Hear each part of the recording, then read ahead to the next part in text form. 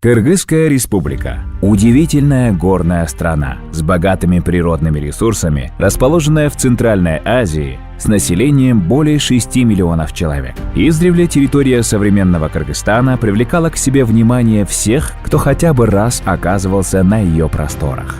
Уникальное месторасположение страны, ее горные вершины и редкое сочетание климатических особенностей создали все условия для формирования самых разнообразных мест, имеющих свою особую ценность.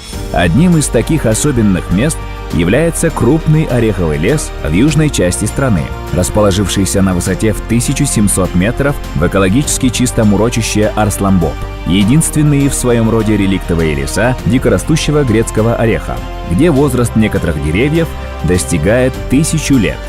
Многочисленные горные реки являются доступным компонентом к производству электроэнергии, что покрывает необходимые нужды населения и также позволяет в перспективе производить электроэнергию на экспорт. Экспортные возможности Кыргызской республики расширяются благодаря торговым режимам.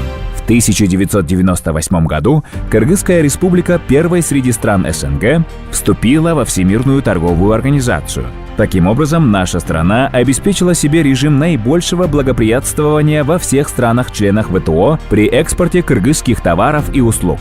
В августе 2015 года страна стала членом Евразийского экономического союза. Одним из преимуществ членства является снятие всех таможенных барьеров и препятствий по свободному передвижению товаров в страны ЕАЭС. Кыргызская республика является пользователем всеобщей системы преференций Европейского Союза ВСП+, и всеобщей системы преференций США ВСП, что обеспечивает беспошлинный доступ для товаров на рынки европейских стран. Основными торговыми партнерами Кыргызской республики выступают Россия и Казахстан, а также другие страны СНГ, Юго-Восточной Азии, Ближнего Востока и Евросоюза. Отечественные производители успешно экспортируют продукцию текстильной, швейной промышленности, овощи и бобовые культуры, хлопок, молочные продукты, стекло, фрукты, орехи и мед. Торговая марка «Сделано в Кыргызстане», говорящая о мастерстве кыргызстанских швейников, известна далеко за пределами родной страны. В настоящее время страна переходит к зеленой экономике, которая ведет к улучшению здоровья и социальной справедливости населения, а также к значительному снижению опасных воздействий на окружающую среду и к снижению экологического дефицита. В Кыргызстане набирает обороты производство экологически чистой и органической продукции, на которую с каждым годом растет спрос в экономически развитых странах.